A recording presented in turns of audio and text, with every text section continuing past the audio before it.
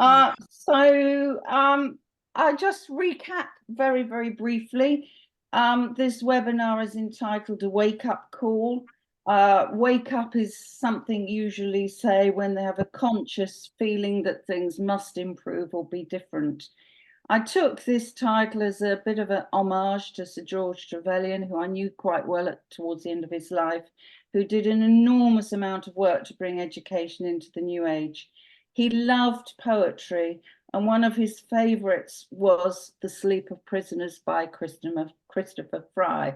And I thought it's a very short piece, but I thought just to set the scene, I am going to read, not as well as George would, but I am going to read this short verse to set up the piece today. The human heart can go the lengths of God. Dark and cold we may be, but this is no winter now. The frozen misery of centuries breaks, cracks, begins to move. The thunder is the thunder of the flows, the thaw, the flood, the upstart spring. Thank God our time is now, when wrong comes up to faces everywhere, never to leave us till we take the longest stride of soul men ever took. Affairs are now soul size. The enterprise is exploration into God. Where are you making for? It takes so many thousand years to wake, but will you wake for pity's sake? Right, so on a practical level, participants, if you want to ask a question after the panelists have spoken, please put your question in the chat. The chat is at the bottom of your screen. So hopefully you've got some nice questions. So all that's left for me to do is to introduce our lovely panelists today. Hardin Tibbs has been a professional futurist since the early 1990s, working with new technologies, environmental issues, higher education, industry, evolution, products innovation, and agriculture. Clients include corporations, government agencies, and non-profits in Europe, the US, and Australasia. Marcus Williamson is a British writer, journalist, and campaigner. As an obituarist for The Independent, he has written for more than 400 subjects, including artists, poets, musicians, actors, and inventors. Professor Richard Bailey, PhD, works as a full-time academic professor at King's College London in the UK and at Michigan State University in the US. Richard is interested in a wide range of spiritual issues and their relationship with the physical world. He has been involved with Insight and Intuition for many years, giving valuable support. Vanilla Beer, B.A. and M.A., Fellow of Cybernetics Society and a Fellow of the RSA, holds various arts diplomas and awards, plus a B.A. in Theological Studies and an M.A. in Western Esotericism. So there are our panelists today, and I'm going to, without any further ado, I'm going to pass over to Hardin Tibbs, who's going to say what he wants to say. Hello, Hardin. Hello.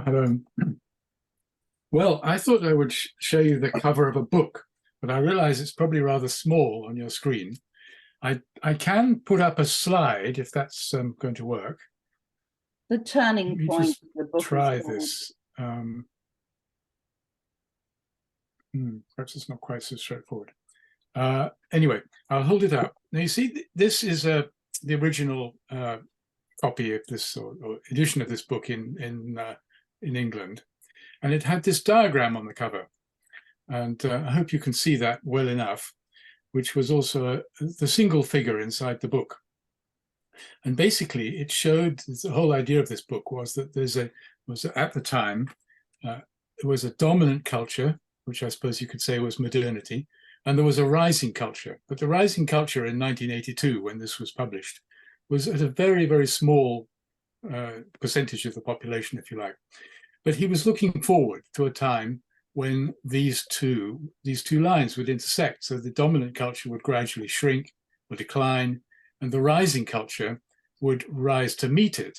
And at that point there, the crossing point, there would, although he doesn't make too much of the actual crossing point, although the title is the turning point, the dominant culture ceases to be dominant and the rising culture becomes the dominant culture. And I believe that we're actually at that crossover point now. So back in 1982, when this line starts, or perhaps where the head of the arrow is, this looked extraordinarily far in the future. But the book turns out to have been really very predictive, very prescient. So one thing that Fritjof Capra did say about this point here was that the dominant culture would not give up without a struggle. And I believe that this struggle is what we've been experiencing just in the last few years.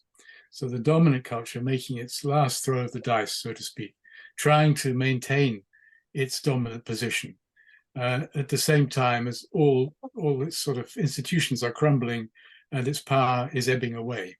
So although the world, I believe, looks very dark at the moment, if you hold your attention, of course, on the dominant culture, this is going downhill rapidly. And so if you look at the mainstream media, as it is now referred to in some quarters, of course, you'll get the story of the dominant culture, which does not acknowledge the rising culture, and which only sees darkness ahead for what used to be dominant. Because if you shift your attention to the rising culture, the alternative culture, the picture looks very different. It looks very promising. In fact, promising to the point where it's just about to break out into the open. So this, I would put to you as a kind of shift of perspective from the sort of doom and gloom of the dying culture to the very promising situation of the rising culture. And it's interesting looking back at this book, because it's a long time since I first read it. Many of the themes that he talks about have really played out extremely accurately. And I think the change now will be, we've now reached the point that he predicted. And so many of the themes have been percolating or gestating in the culture for these last 40 years and are now just at the point of coming to fruition. And I think the key thing is the underlying shift in political power. Because as the old power system, if you call it the patriarchy or whatever, falls away, there is going to be a sudden realization that we have far more freedom than we had for the last, well, very long time, maybe thousands of years, if you take a long perspective. And that this is going to be a radical degree of freedom with new technologies, new knowledge, new spirituality. And the challenge is going to be really that nobody will be telling us what to do anymore. The challenge will be that we will have to figure out what we want to do ourselves and create our future now that we, I believe, will actually be free to do that in a way, in a radical way that was not possible in any of our lifetimes up to this point. So I'll keep it short and sweet, and that's my reframing thought for you. Can I ask you, Hardin, thank you for that. Very interesting. Who wrote that book? Oh, yes, that's Fritjof Capra. Oh, yes. I think it was his second book after The Tao of Physics, which he wrote, I suppose, in the late 1970s, and this book was written or published in 1982. So, probably, no doubt, still available. Yeah. As you say, this point, and I completely, and other people will say what they want to say, but I completely get what you're saying there in terms of this tipping point. And I mean, I suppose one could ask a very practical question: how long is this tipping point going on for? Because it's pretty gruesome at the moment. And you know, do you want to say anything about what you think is going to happen? I can do. I mean, they say it's always darkest just before dawn. Yeah. And I think well, in some quarters it's called the tribulation. We've been going through these years of great difficulty of sort of the system fibrillating, really, hunting between these two solutions. And but I think the dominant one is actually because at this point, of course, this is 50-50. The dominant one has dropped to 50%, and the rising culture has reached 50%. And as soon as it exceeds 50%, then it becomes dominant. And I think everything will clear rather quickly. I think particularly these last few years since 2020 have been pretty grim. But I think between now and 2030, it could really clear quite quickly. And by the time we get into the 2030s, we'll be looking back with relief at these dark years that we've been going through. I'm smiling because I can remember Sir George Trevelyan talking about this a lot, and he was quite elderly. Well, I think he was in his 90s when he passed over, but he kept saying, "I want to see this. I want to see this happen. Yes, you know, I want to be alive to see this." But I'm not sure if we're going into the 2030s. I don't know if I'm going to be alive to see it, but who knows? Well, so I think it is actually happening at the moment. I think we are actually breaking through just literally at this time. So I've been waiting a long time because George Trevelyan was somewhat older than us. I remember going to his what his conference is called, Health and Healing. I can't remember, but they were very, very good value. Yeah. Well, you know, we hope that as we go past this tipping point, that the future will be brighter. You know, there are many things to consider, aren't there? You mentioned new technologies, and, you know, AI is one. And incidentally, we will be doing a webinar on AI at some point, because I think it's a very important subject to look at. There's all sorts of possibilities of that, which I'm not even going to say at the moment, because it could be fantastic. It could be quite difficult. But what about the other panelists? Would you like to come in there and ask Hardin something? Vanilla. Oh, you're muted. You're muted. Yeah, sorry. It always takes me ages to find these buttons. Hello. Hello. Hardin, that was lovely. Tell me, do you think Capra had any idea about complexity? Had he even considered the rise of AI as utilized by absolutely everything we lay our fingers on, including this process? I mean, he was I mean, he's definitely one of the proponents. I mean, his take on biology was the whole importance of complexity in biology, and he's written about that since that time. However, I mean, I don't want to go down rabbit holes into specific technologies, because obviously AI is absorbing everyone's attention at the moment, and the question is it overhyped and is it as dangerous as some people fear? I suspect that it's being hyped for some reason. Somebody's got an agenda which is suited by making everybody scared about it. I tend to think that it's a tool, and we need to keep remembering it is only a tool, and the humans ought to be in charge. But I know that's a bit facile. But may I come in again?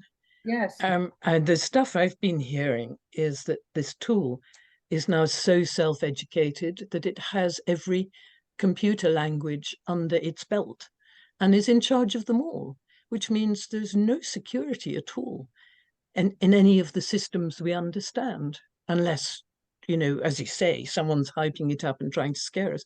They've scared me. Certainly, I can just see a world without stability now, where almost all the processes we take completely for granted are over. We'll be back using bits of paper soon, which I'm personally a fan of, but it's going to be a difficult transition. Imagine your bank is wide open. Everybody's bank is wide open. It's effectively the end of capitalism.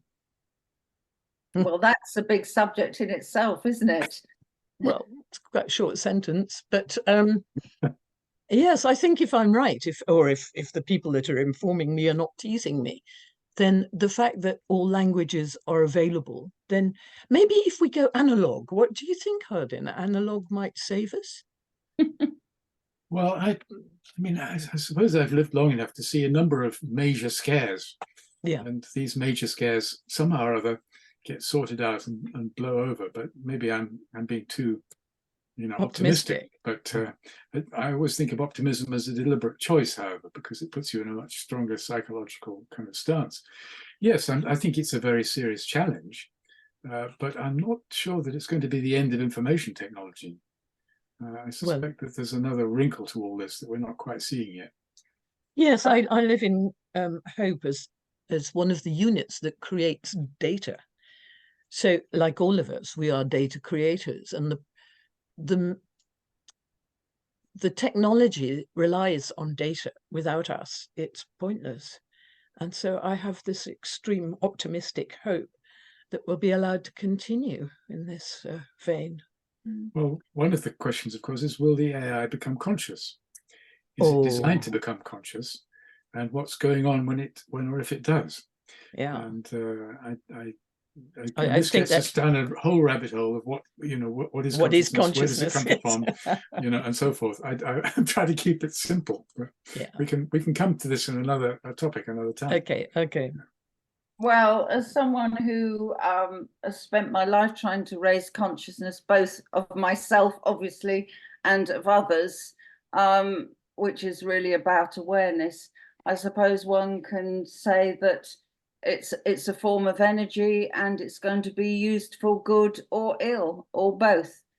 Anyway, thank you, Hardin, for saying that. Perhaps we can go to Vanilla now. What would you like to say today, Vanilla?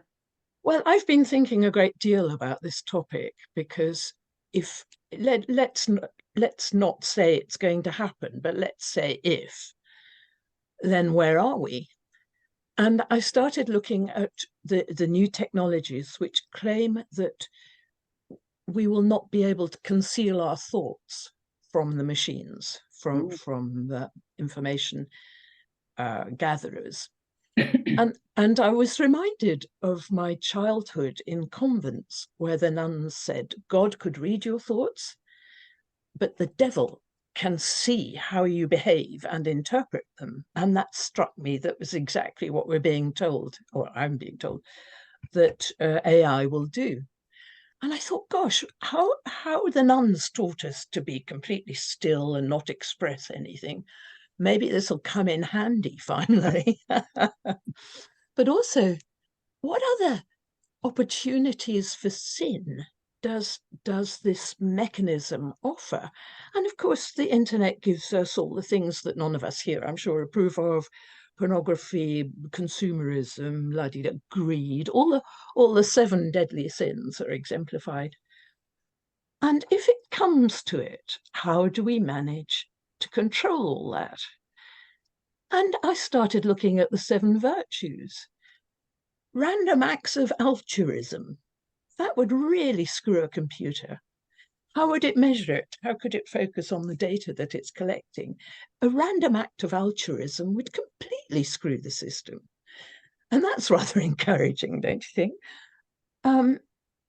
Kindness, gentleness, these things are not, to my knowledge, factored into the thinking of the things that will be trying to oppress us. Well, that's too strong a word. The things that will be trying to help us into the world that they want us to be in, which I regard as oppression. I don't know if that makes any sense to you. I've been thinking a lot about this, and my thoughts aren't very ordered. I've got scraps of notes everywhere, which make absolutely no sense. Well, I like the fact you brought up the convent, Vanilla, because I too was educated in a convent. And I too was told God is always watching you. Yeah, God but knows. the devil. But I wasn't taught about the devil, so that's interesting. Some of the nuns I had were bonkers. Oh, yes. So, science of the unknowable on steroids is something I was told. but also, what you said about being, our thoughts will not be our own effectively. That's a very interesting topic of conversation. If we all knew each other's thoughts, just knew them somehow, that would radically change the way that we respond, wouldn't it? Well, don't you think we do, rather? I mean, when we talk to each other, we kind of interpret each other's gestures and facial whatnots, and we kind of understand what we all think about. I mean, the fact that I may be musing on my shopping list and writing a symphony is not really practical if I'm talking. Just to get me, I mean, I think we're kind of good at that, really, but AEI, as it's now called, artificial emotional intelligence, can diagnose as well as a doctor. The stats are amazing, damn nearly as well anyway, when I last heard. They can interpret our movements, our words, our gestures, and tell us how we are and what meds we should take. Well, yeah, as it happens, one of the panelists I want when we do have a full discussion on AI is actually working in a huge organization in America for health, and particularly to do with the heart. And some of the things that can be done now are extraordinary and life enhancing and life lengthening. So, you know, there are pluses there. Of course. Would you like to say anything about how you see this wake-up call, the future as what's coming, or what you hope is coming? Well, I read the Christopher Fry thing and thought that most people here will consider themselves awake, as indeed do I. And I don't know what it means. I was reminded of Aleister Crowley, you know him, of course. When Churchill wrote to him in the war to ask him to misinform Hitler through the occult channels about when was it's all written, it's all come out in the last 50 years of you know, you've got access to information. And what Crowley, bad man, wrote back to Churchill was, "What does it matter to me if sleeping men march to their deaths?" He did apparently relent and feed out some junk into the German system to give them the wrong information about when's a good time to invade and all that sort of thing, apparently. So yes, what does it mean to be a sleeping man? How would you know? Am I in fact profoundly asleep? The Gnostics would say so, of course.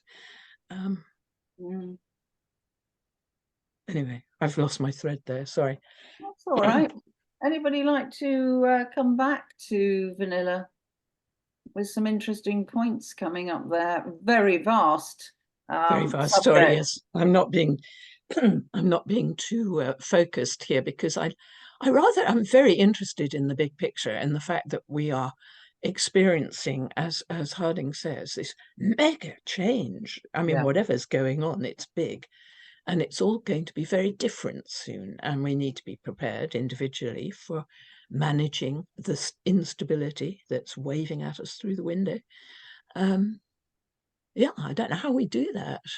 Perhaps just spiritually, but that's not going to feed us, and it's not going to get us a hospital appointment and so forth. When in the years that I did quite a bit of channeling, there was one sentence I didn't understand at all, and I'm kind of getting to a point where I do understand it. And it said that my generation, like the baby boomers, those born just after the war, were the gatekeepers. Ooh. And that we open the door for the new, but we must close the door behind us. And it was the must close the door behind us that's always perplexed me. But, you know, in a sense, if we project what we think is going to occur with all these new technologies and stuff, the old will be closed behind us. It will be completely new. So I don't know if anybody wants to pick up on that. Marcus or Richard, any comments? Oh, Hayden's talking, but I can't hear him. Yeah, well, I don't know, off the top of my head, a possible thought is that if the baby boomer generation, as it were, opens some kind of opportunity, even spiritual, I don't know, and you open something very wide, all sorts of things can come through, and maybe something that comes through only needs to have access for a limited time, and that our generation is more capable of this kind of opening effect, perhaps, than the generations that follow. They have a different role, possibly, in the whole picture. So, what, you know, that's just as I say, off the top of my head. Yeah, there's many possibilities, aren't there? Okay, can I just say to everybody, if you weren't there at the beginning, if you would like to pose a question to our panelists today, could you please write it in the chat? You'll find the chat at the bottom of your screen, and our lovely tech guy, Paul, is behind the scenes, and he will pick up some questions when all the panelists have spoken, and we'd love to hear from you. So thank you so much, Vanilla, you've given us lots to think about, very broad thoughts there. Can I now go to Richard Bailey in America as we speak? Hello, Richard. Yeah, okay. Yeah, Hardin's point about a new development is very intriguing. It's fascinating. I'm not quite sure what form it's suggested it will take. I mean, maybe we'll come back to Hardin on that in a minute. But I think one of the difficulties, that wake-up call, it suggests that we're being told to suggest that we have to change in some ways, or we're experiencing change because the current system cannot survive in various ways. Well, we can see evidence of that with, obviously, climatic change is probably one of the most dramatic and important things we're facing at the moment, and important, and has to be done, faces with immediate questions. But in other ways, and they're very hard to make sense of what's happening, because we've had, since Renaissance times, the Enlightenment. We've believed in a democratic system. And now around the world, there's real changes and what you might call threats to democracy, which, and the growth of fascism. It's hard to see this in a positive light. I'd like to and understand what's going on, but it's tough. I mean, there's some very unpleasant things going on, and we believe in habeas corpus and free speech. All these things are now threatened. Now, to what extent is that? It's hard to see this is in a good light. I'd like to. I mean, but I don't. Some sort of collapse looks like it's a possibility. The IT and AI is fascinating. I mean, I was talking to an IT specialist last week about some work, and we are faced now with AI being able to reproduce our voices. The amount of scams and fake news is very difficult to deal with. It's getting, the whole technology needs to be somehow streamlined and reduced in its limits. This limits has to be put on it, I think, which I don't think we're anywhere near doing that properly. And there is a general, the final point I make, I think, is there is a general sort of pessimism, I think, in society, which one can see. I mean, it doesn't matter what, if I look at news on television, it doesn't matter what information is it supposed to convey to me. I see buildings destroyed, corpses on stretchers, blood everywhere. This, I won't say where it's happened, but you can think of two obvious places, and there's more still. We have masses of this news, which I try not to watch, but extremely little analysis on it, relatively. We see the horrible grim side. What are we supposed to make of this? We know what it's like to see corpses and blood. Does it do us any good to see any more of it? There's also a perception, I think, of negativity, a pessimism that doesn't seem to be justified in many cases.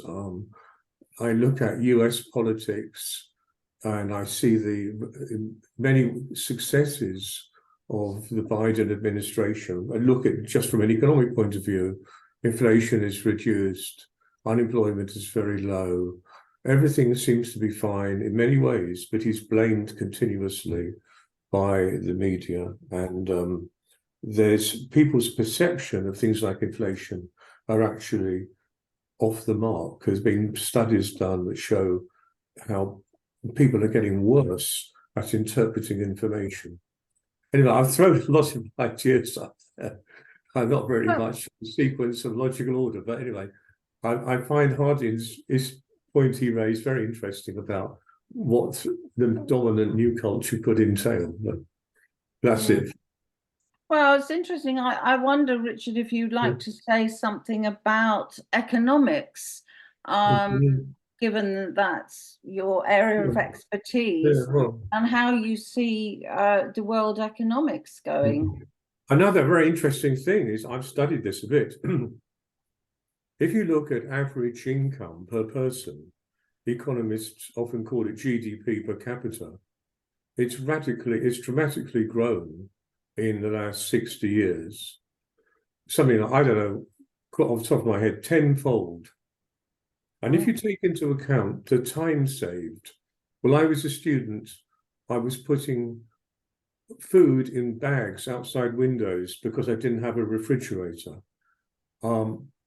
When I first got married, we didn't have a washing machine, and the time is, you take into account the technology has saved so much time, then our living standards have increased even further. So if you look at absolute levels, we've become wealthier and had more opportunities. But in relative terms, well, people seem to be more worried about relative poverty than they do about absolute poverty. I believe measures of inequality were very high in about 1900, and they got reduced in the 20th century to about 1980 was a tipping point when inequality started to increase. You measure it by, what percentage of the population have access to the top 5% of wealth, something like that. And recently, it suggests inequality has improved a bit, but it was reduced. But that doesn't seem to make people happy. The perception, what is happiness, is not necessarily geared to that absolute living standards or opportunities. It seems to be very relatively based. That's one sort of quick comment on that. Yeah. Well, why are people happy? That's a very good question, isn't it? What makes people happy? Yeah. And trying to resist an old adage, but money does not always bring happiness. It can bring great insecurity. But you're talking about people generally in the West, and there is definitely a divide, as I see it, between the Western cultures and what we've done and where we're going, than some of the poorer races that are, for them, a lot hasn't changed at all. Yeah, one other quick comment. The World Health Organization have got figures that absolute poverty, which is a terrible level in subsistence, has been substantially reduced in the last. They claim that in China, for example, in 1980, 40% of the population was supposed to be in absolute poverty. Now it's only 20%. Yeah. So you take standards of absolute poverty have declined. I think COVID has had a huge effect, breaking down communities and changing.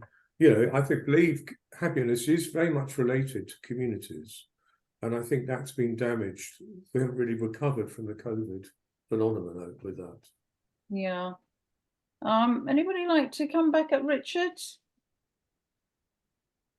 Which was a little doom and despondent, but I'll say something. It's not really a comeback, but really, what I was trying to suggest of the declining culture. If you pay attention to the declining curve, of course, it's all falling apart. But you have to look at selectively at alternative sources of information, and the story looks more promising. So it's a question of switching one's attention. Of course, it's very alarming if you see everything coming apart. But if there really is going to be this sort of crossover, then it's almost inevitable. And looking back at this book, I was very struck. I mean, the last few words of this book, this is basically what Capra actually says. I mean, it's remarkable how, you know, he says this, what is it? The declining culture will refuse to change, clinging ever more rigidly to its outdated ideas, nor will the dominant social institutions hand over their leading roles to the new cultural forces so easily, but they will inevitably go on to decline and disintegrate while the rising culture will continue to rise. And it was written in 1982. Yeah. But of course, it's one thing to look 40 years ahead. It's another to live in the middle of that process. And all the things we've trusted all our lives are falling apart.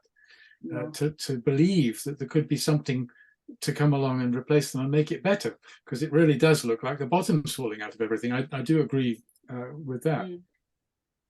I think it's interesting. One of the questions that comes up for me in the work that I do, you know, you see these terrible things, hideous things that are going on, and you think the little person, you know, the normal person, what can you do? What should we do to make this situation better?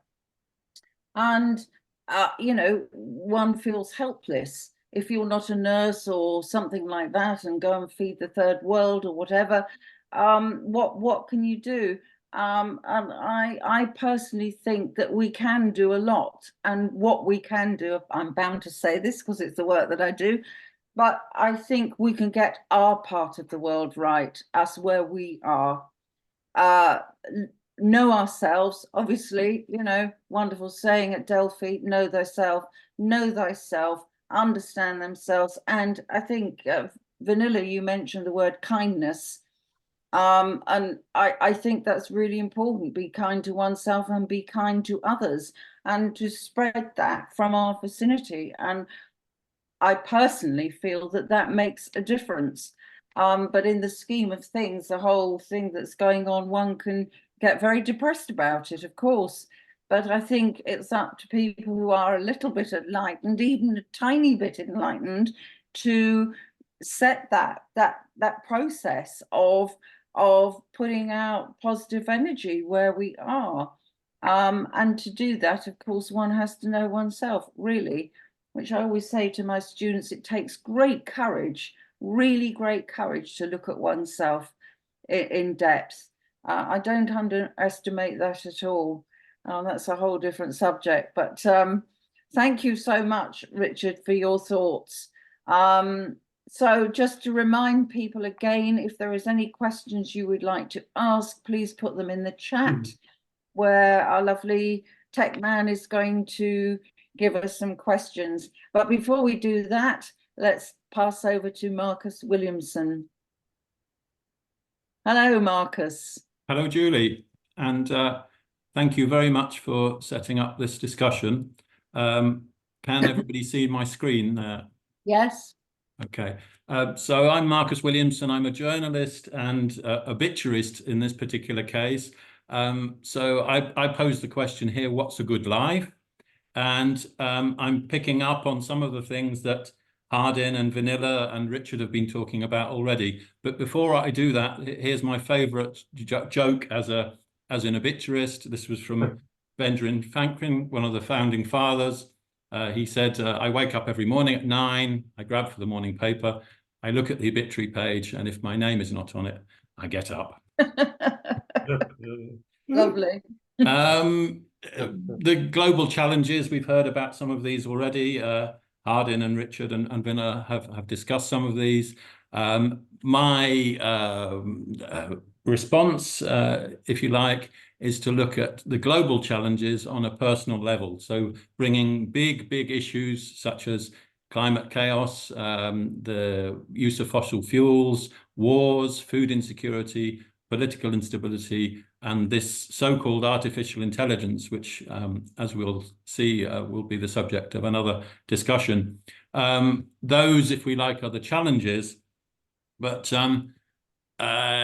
what we can see is that those challenges are attacking I would say, the base of the hierarchy of needs. We're all familiar probably with this diagram.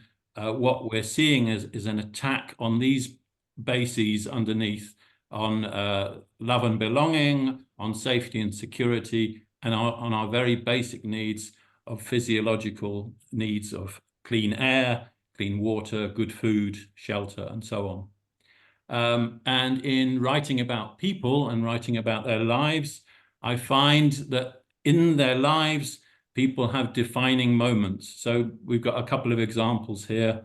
An art dealer and collector, Ernst Beyeler, we see that the defining moment in his life was the acquisition of a painting by Vasily Kandinsky, and it's a painting he had to pay for in installments, but for him it was sentimental, it had beauty, it remained with him for the rest of his life. The photographic model Caris Wilson, she met Edward Weston, a great photographer, and that became an entry in Edward Weston's diary and was a defining moment, very much so, in the lives of both those characters, the model and the photographer. Two more examples here. Complete accident in one case. Saran Alexandrian, who was the right-hand man of André Breton, met Raoul Haussmann. He was a refugee in a little village outside Paris.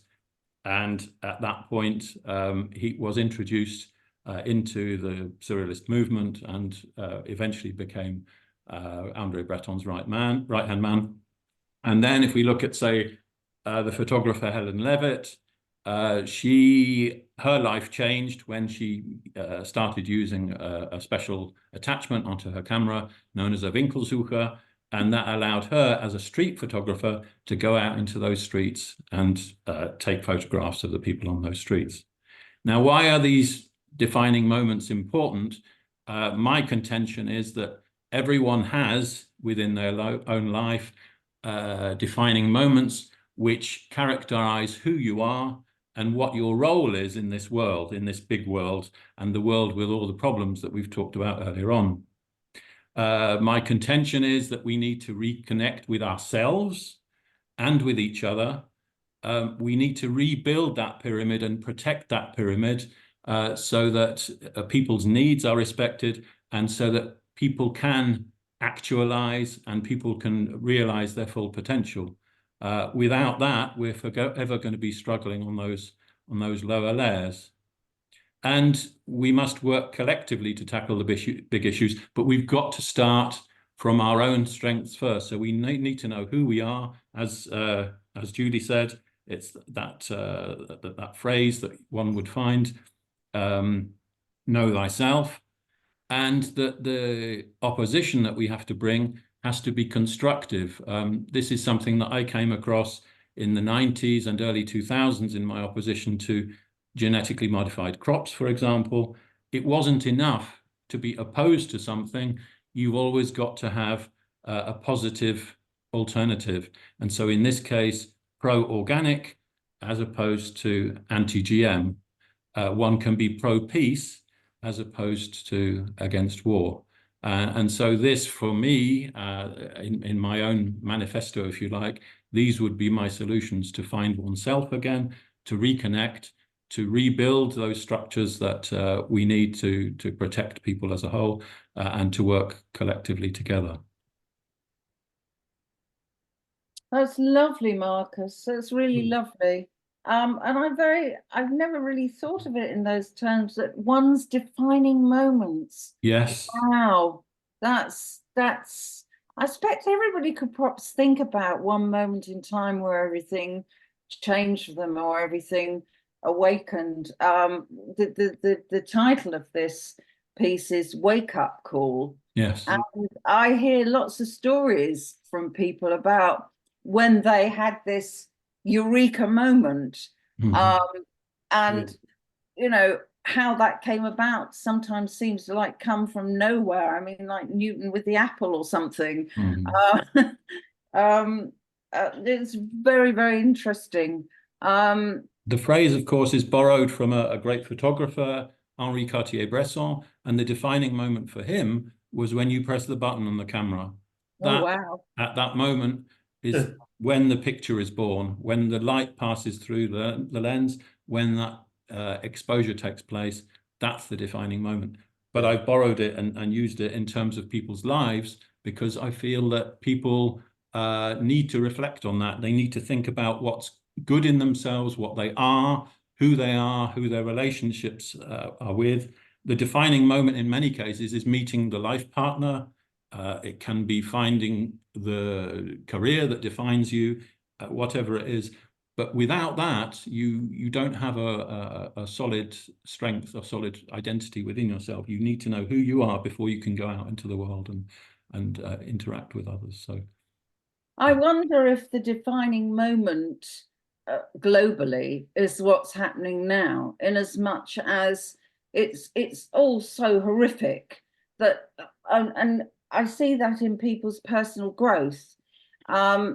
Very often, most often, when people come to some point where everything, the carpet's pulled beneath their feet and everything seems to go, there is a moment where they really go into the deep part of themselves. And that's, I mean, you know, I did lots of research in this, and people do have these defining moments. I remember one student I interviewed, that the words stick with me so strongly, when he said, you know, everything in his life had gone completely, the carpets had gone, you know, beneath his feet. And he said, all my constructs were wiped. And that is such, I mean, even I get goose pimples saying it, all my constructs were wiped. And in a sense, maybe this is what's happening globally. Our constructs are being wiped. And, you know, where do we go from there? Is only perhaps the best place to go is to oneself and know oneself and walk on. And, you know, for that particular student, his life changed in that moment. And that, you know, that happened. So I thank you so much. That's really interesting. Anybody of the panelists like to come back on that one? Well, just one, your analogy there reminds me of something I heard once, that, you know, if you're going to learn something completely radically different, and you imagine the blackboard, and the blackboard's got all the old stuff that you knew, you have to wipe the blackboard clean before you can start writing out the new stuff. And perhaps it's a bit like that. Maybe that's what means by, you know, the gatekeepers close the gate behind you. Maybe have to think about that one. Yeah. Well, there's some really interesting things being brought up today, which, you know, we'll probably respond to in other webinars. Any of the other panelists like to say anything before we move over to questions?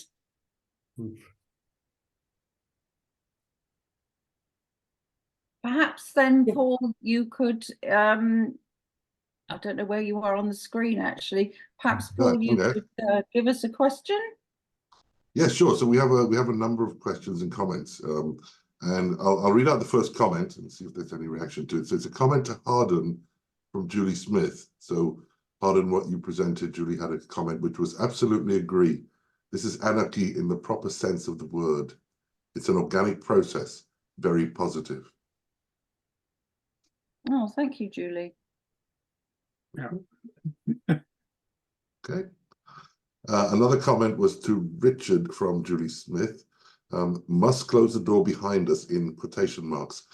I wonder if that relates to conditioning, closing off old patterns that no longer serve us. No. Well, I don't know if you want to say anything about that, Richard, do you? Yeah, I think that is true. I am to a wider level. To what extent are all these problems engineered by a spiritual force within and external to us? And that it's no coincidence that all these problems have happened close together at time. And as I said, I think that the potential rise of fascism or autocracies, it's very hard to understand that in a positive light, but we don't know. The current system may have to collapse before it can be rebuilt in a more positive spiritual way. I mean, we're dealing with things we don't really understand, to say the least. We try to make sense of them, and this kind of discussion is very helpful, I think, and interesting. But yeah, I've always yes, I would just say this idea of collapse. I mean, going back to that diagram again, that is implied by the line that goes down. But if you're not paying attention to, or you don't even see that there's something coming up intersecting with it, of course you're missing half the story. So it's not that straightforward to find out what that rising story is. But the fact that, as I put it to you, that it's actually there is very optimistic, even though perhaps we can't see how that's going to turn out yet. I think a lot of people find change very difficult. You know, I think we could probably all think of things that would, you know, frighten us if we have change, but change is inevitable. Change is part of our world, isn't it? I mean, you know, we're speeding across the universe at 1,000 miles an hour or something. It's maybe, as the Buddhists say, one should meditate on change. Or uncertainty, they say, meditate on uncertainty. And maybe that's something we should look at the moment. Thank you. Any more questions, Paul? Yeah, there's a question to Hardin from David Lorimer. And the question is, Hardin's tipping point is very interesting. And David says that he taught Fritjof's book on Winchester College. There's a lot going on in the margins, but little is reported. How can we come together and make our voices heard? Would you like to respond to that, Hardin? Okay, well, I suppose by this sort of process, really, where we are sharing ideas and trying to encourage each other and to focus on these questions, which are typically not focused on in more the sort of the mass media forum. Yes, I think it's important to remember that an awful lot of good is going on in the world. You know, every day, most people do nice, good things, if you think about it. And I think it's very easy to lose sight of that. Even if you smile at someone in a supermarket, that's a kind thing to do. You know, and most people are working for the good of themselves and for the good of others. I mean, I think it's important to emphasize that. The news always gives us the terrible things, but, you know, day by day, people are helping each other out. We see sometimes when something, you know, like great big floods or something, the community comes together, it makes sure everybody's as safe as they can be and things like that. I think there is a response in humanity that wants to help and wants to make things better. Other people may argue with me, and of course there are bad things being done, even evil things being done, but there are, I think every day, day by day, there are good things being done as well. And It's a very nice book. There's a very nice book that makes that point. It's called Humankind. It came out recently. And who's that by, Hardin? I'm looking across the room at my books. I think somebody, Bregman, I think a Danish writer. Anyway, Humankind, all one word. There was a book written by Christmas Humphreys. It was called Walk On. And I've actually had about 5 copies of it because I kept lending it to people and it never came back. But it was such a lovely little book. Christmas Humphreys was a Buddhist. He was responsible for bringing a lot of Buddhism to the West. He was also a judge. So at the time that he was a judge, he also, you know, there was capital punishment and he talks about that. But the whole book is so lovely, and that the ethos is walk on, walk on, walk on. And if you ever have a chance to get hold of it, it's such a lovely one to have by your bedside. Yeah. Any other questions, Paul? We've got 3 more. So this is a comment to both Hardin and Richard by David again. Another point is how best to resist the centralized and imposed agenda fronted by the World Economic Forum and United Nations. This is based on humans as machines to be upgraded rather than spiritual beings seeking enlightenment. I think we need centralized regenerative systems rather than large-scale industrial systems. Transcendence, not transhumanism. You want to come back on that? I'll let Hardin go first. Well, I agree. This is of course, this is very important. But I think it's also another way of thinking about this is that one of the components, and this goes back to a question I think Richard asked earlier on, which is what is the actual nature of this new culture? Well, it is a new culture, and it has new values, and in particular, it has an awareness of spirituality. So perhaps this term of being awake is more being awake to a spiritual component of the self, as much as anything, more in a sort of Gurdjieffian sense. Yeah. Yes, I agree. I mean, I think the remit of the United Nations is obviously very complex, and I'm not sure what they consider in their boundaries to really put out. It's an interesting question. If they really wanted to regenerate in a micro environment, how would they do it? I'm not quite sure. Well, I'm speaking from the point of view of sort of the futurist that I'm supposed to be professionally. I think there has been a power shift going on, and it's coming to a sort of culminating point now. And the United Nations is, in a sense, part of the problem, because it's not all the nations coming together. It's a very select few of the nations, and they have veto power over the collective decisions. This has just happened in the United States and the UK abstaining just in the last week. So I think a reform of the United Nations, reform of these major institutions is one of the key things. But I think it's quite likely we will see that going forward. Ooh, all the people's pictures are appearing. I think we need visionaries, don't we? We need visionaries.